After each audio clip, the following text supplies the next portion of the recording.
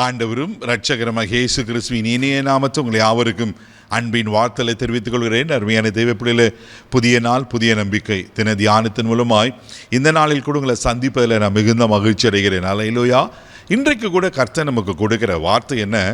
ஏசாயா தீர்க்கதரிசியின் புஸ்தகம் 49ஆம் அதிகாரம் 3ஆம் வசனத்தை கூட வாசிக்க கேட்போம். அவர் என்னை நோக்கி, நீ என் தாசன் இஸ்ரவேலே, நான் உன்னில் மகிமைப்படுவேன் என்றார். பாருங்க, ஆண்டவர் சொல்றாரு, நீ என் தாசன், நான் உன்னில் மகிமைப்படுவேன். நீங்களும் நானும் யாருங்க? அவருடைய பிள்ளையா, அவருடைய தாசரா, அவர் ஊழியரா, அவருக்கு சொந்த சம்பத்தா, அவர் ஜனங்களா? ஆமென். எவ்வளோ எப்படியெல்லாம் கர்த்தர் நம்மளை வைத்திருக்கிறார் பாருங்க. ஆண்டவர் சொல்றாரு, நான் உன்னில் மகிமைப்படுவேன். தெய்வ பிள்ளைகளை நீங்களும் நான் ஆராதிக்கிற ஆண்டவர் யார் தெரியுங்களா? அவர் தான் மகிமைக்குரியவர், அவர் தான் மகிமைக்கு பாத்திரர். ஆமென். வானம் அவருடைய மகிமையை வெளிப்படுத்துகிறதா.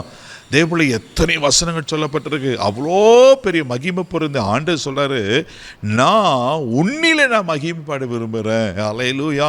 அது எத்தனை பெரிய பாக்கியம். நீங்களா நான் கொடுத்து வச்சுங்களேன். ஆண்டவர் நாமும் என்னில் மகிமைப்படுதுன்னா அது எவ்வளோ பெரிய பாக்கியம் இல்லை.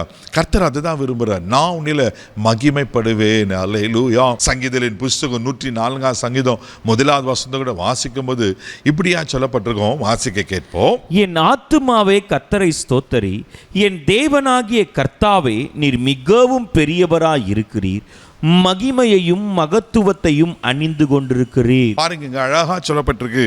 என் தேவனாகிய கர்த்தாவே, நீர் மிகவும் பெரியவராய் இருக்கிறீர், மகிமையும் மகத்துவத்தை அணிந்து கொண்டிருக்கிறாரா.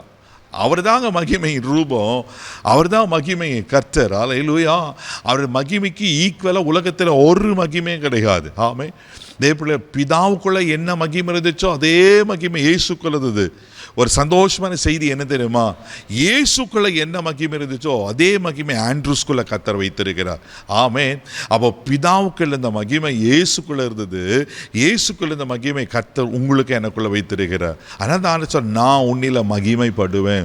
அவரை பற்றி இங்கே சொல்லப்பட்டிருக்கு, அவர் மகிமைக்கும் மகத்துவத்தையும் அணிந்து கொண்டிருக்கிறாரா. அப்போது தேவப்பிள்ளைக்கு நீங்களானா எவ்வளோ பெரிய பாக்கியவான்கள் அல்லவா.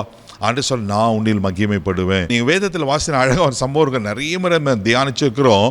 யாத்திராகம் புஸ்தகம் 14ஆம் அதிகாரம் 4வது வசனத்தில் ஆண்டவர் அழகாக ஒரு காரியத்தை சொல்வார். வாசிக்க கேட்போம். ஆகையால் பார்வோன் அவர்களை பின்தொடரும்படிக்கு நான் அவன் இருதயத்தை கடினப்படுத்தி, நானே கர்த்தர் என்பதை எகிப்தியர் அறியும்படி பார்வோனாலும் அவனுடைய எல்லா இராணுவத்தாலும் மகிமைப்படுவேன் என்றார். பாருங்க, இங்க ஆண்டவர் அழகா சொல்றாரு, நானே கர்த்தர் என்று எகிப்தியர் அறியும்படிக்கு பார்வோனாலும் அவனுடைய எல்லா இராணுவத்தாலும் நான் மகிமைப்படுவேன். அந்த சம்பவம் தெரியும். இஸ்ரவேல் ஜனங்கள் அடிமைத்தனத்தில் இருக்கிறாங்க. ஆண்டவர்களை விடுவித்து கொண்டு வருகிறார். ஆனாலும் பார்வோன் இருதயம் கடினப்படுகிறது. பின்தொடர்ந்து தொடருவேன், பிடிப்பேன், அடிப்பேன், நாசம் பண்ணுவேன் என்னென்னலாம் சொன்னான். மோசைக்கு விரோதமாக ஜனங்கள் முறுக்கிறாங்க. கர்த்தர் அங்கே செங்கடலை 2ஆய் பிளக்க பண்ணி ஆண்டவர் மோசை மூலயமா அவர் நாம மகிமைப்படுகிறது. அல்லேலூயா. தேவப்பிள்ளைகளே, உங்களுக்கு விரோதமாக எந்த காரியங்கள், சத்துரு, மனுஷர், சூழ்நிலைகள் கடினமாக இருக்கா, பயப்படாதீங்க. அதுக்கு மேலே கர்த்தர் உங்களுக்கு ஜெயத்தை கொடுத்து உங்கள் மூலமாய் அவர் மகிமைப்படுவார். ஆமென். நான் உன்னில் மகிமைப்படுவேன் என்று வாக்கு பண்ண ஆண்டவர் நிச்சயமாக மகிமைப்படுவார். உங்களை வெட்கத்திற்கோ அவமானத்திற்கோ நிந்தைக்கோ ஒரு நாள் கர்த்தர் உங்களை விடமாட்டார். அவர் உங்கள் மூலியமாக மகிமைப்படுவார். அவர் மகிமைக்கு பாத்திராய் மாத்திரம் நீங்கள் நடந்து கொள்ளுங்க.